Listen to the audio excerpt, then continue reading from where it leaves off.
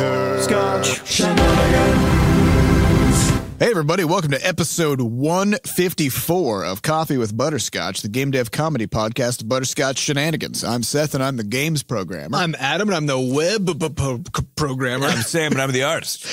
And this It's fast. And this is a show where we talk about life, business, and working in the games industry, except today we're not doing any of that. Nope. Because this is a special Butterscotch Shenanijam 2018 kickoff minisode. Yeah. Because today... That's a good slogan. Put it on a t-shirt. Today is June 8, 2018. All right, so for starters, Wait, is that the actual day today or the day the Shenanijam starts? both. Nice. Yeah. We're definitely recording this. Totally right. It's a live. This is a live recording. Yes. Also, normally we would have a warning about profanity, but since this is a jam for everybody, We should probably not. we're just going to keep a lid on it this time. Okay. This is going to be Seth's looking at me very sternly. This is going to be very Keep your difficult. swears in your mouth holes, fellas. Them in my pockets. All right. So today we're going to introduce, over this episode, we're going to introduce the themes for the jam. We're going to talk a little bit about, hey, what's jamming all about? What do you do? Why do you do it? How do you do it? When do you do it? Right now. That's the answer to that last question. Yes. Then we're going to announce some achievements that you can also do to kind of amp up your jam juice. Okay. And if you're the sort of person who already has jams and you don't give a crap about anything that we're going to say, then just go to the itch page because we posted all the stuff there as far as the theme, the announcements, all that stuff. You can just go do that. But otherwise, stay tuned for some good stuff. All right. So for starters, intro to jamming. Let's talk about jamming, why you do it, what's the point of it, what's going on here? So the big why for us, at least when it comes to jamming, is simultaneously to stretch our skills a little bit and also just kind of get charged up. So people are kind of like a little dynamo. You know, like the more stuff you put in it, the more energy you put into it, the more you just actually have in the future. It's why if you work out, usually, of course, you're somewhat crippled right afterward, but then later you have more energy than you did before. A jam is sort of like a mental workout that works over 2 days, and then you have this long form, in our case, usually what we call the post-jam high, which happens for about 3 or 4 days after the jam, because you're so creatively wound up that you can just keep on going. So I guess what you're saying is a jam is sort of like a pressure cooker that turns you into a brain diamond. And now you're so sharp for the next 3 days that you can cut through anything. That is the best metaphor for jamming I've ever heard. All right. So, So that's a big reason why we do it. And then the other one is to sort of discover games, because we don't know what we're going to make until we make it. until it's already in front of us because we just made it. And jams have been the primary way that we find our game ideas. I think even stuff like Crashlands, the original prototype for that was made in about 3 or 4 hours. And it was basically a Roomba picking up leaves. So, you know, jamming is at the heart of sort of how our studio finds games and finds a lot of inspiration and things like that. Yes. And actually jams were how our studio was created to begin with. So back in, I think, 2011, I came down to St. Louis for the St. Louis Game Jam and teamed up with Sam and a couple other folks. And we banged out this kind of weird platformer that plays by itself when you manipulate time kind of a game. Oh, Lantern. Yeah. Called Lantern. Yeah. I remember that. And we were like, this is cool. And then didn't think much of it. I went back home, started working on more games. We came back for the Global Game Jam in 2012. And as a team of two, Sam and I made the original Talfight of the Gods. And that feeling of kind of getting up in front of the crowd and showing the game just kind of, I think it changed something. Because after that event, we kind of looked at each other and we're like, maybe, what if we just did this as a thing? And so over time, we started working together more, and then we formed Butterscotch Shenanigans. And so we use all those same concepts from jamming just through everything that we do. And it's been hugely influential from us. So our hope is that, other people kind of discover that, that passion and that sort of latent talent that they have for design or whatever it is. Yeah. All right. So let's get into the themes of this year's Shenanijam. So for starters, a theme.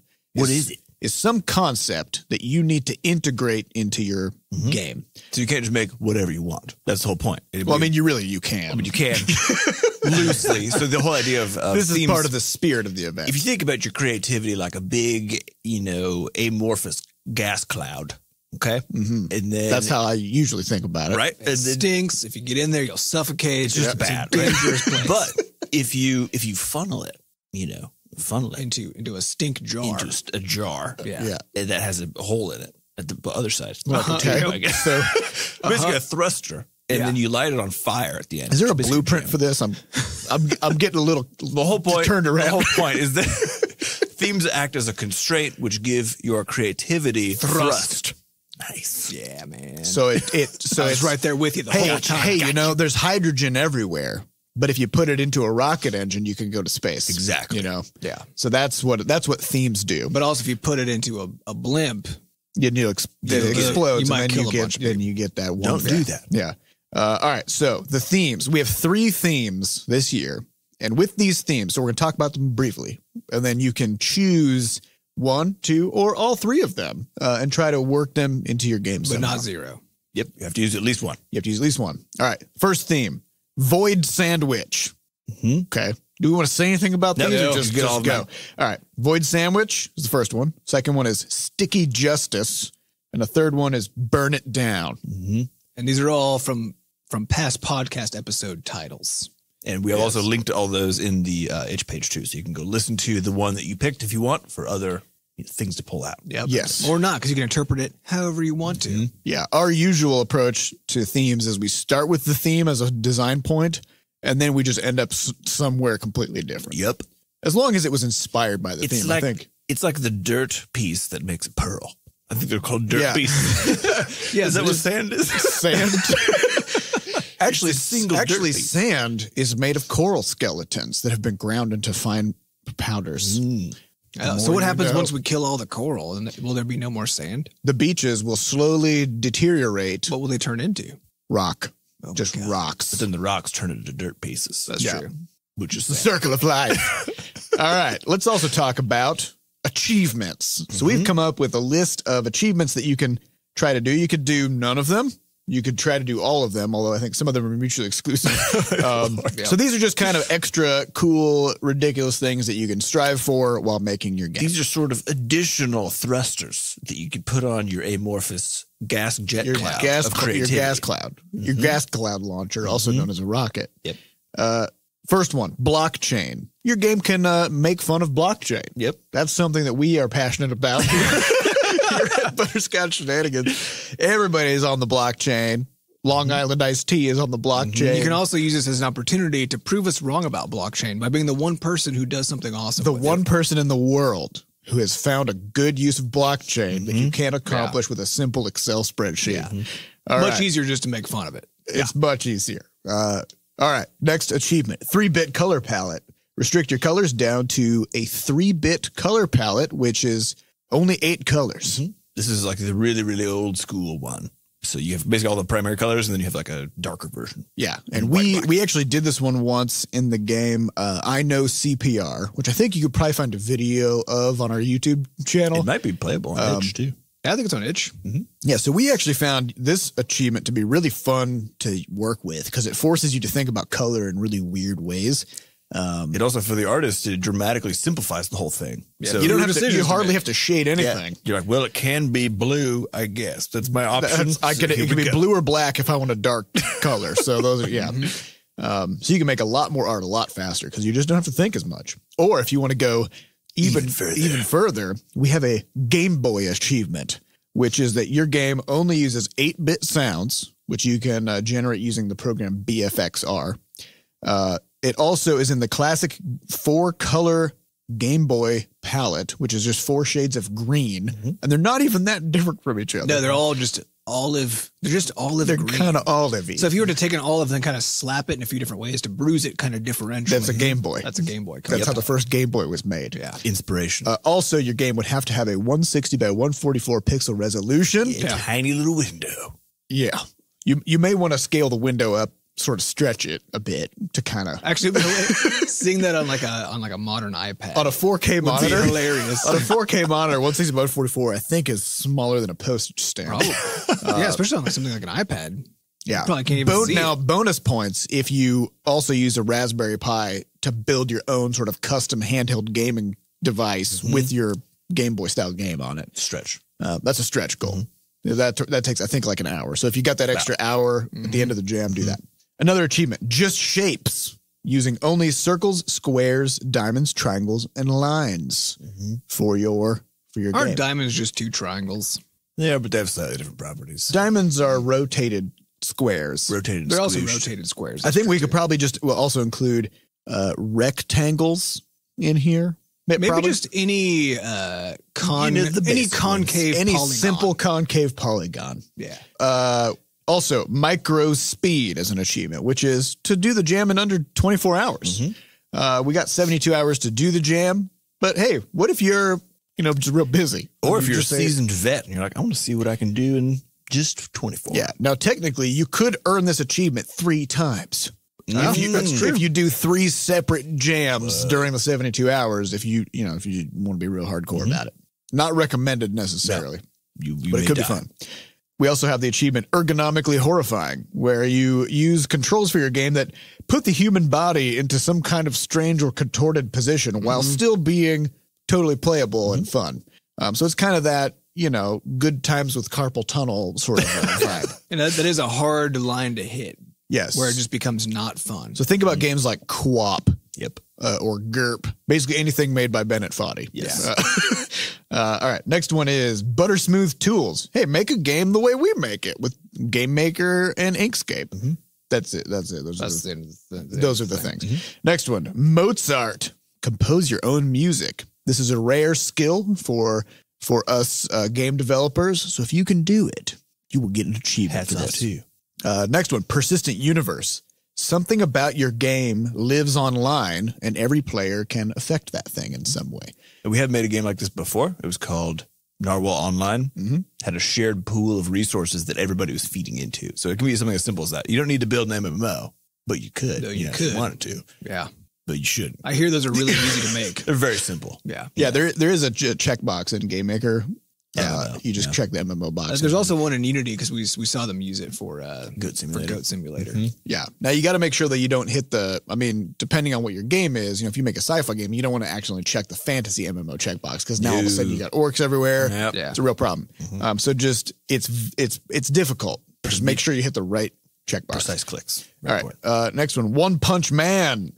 Your game is controllable with a single input. Of course, inspired by the anime One Punch Man, which is fantastic, who solves every problem with a single punch. Yeah. Next one, Seal Approved.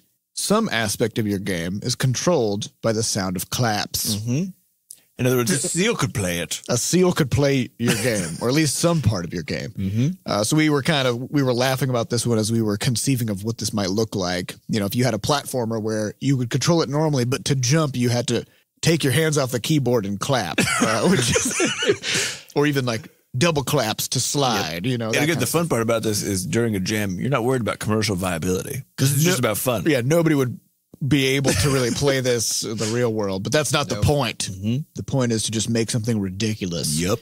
And then the final achievement is called Tango, which is to use a team size of 2, which we find to be, pretty good team size for jams. So, all right. So those are all of the achievements, and we're going to have a list of all these things on the itch page, which you can get to at shenanijam.com. Yep. If you can't spell that, just try and you'll probably get there, I bet.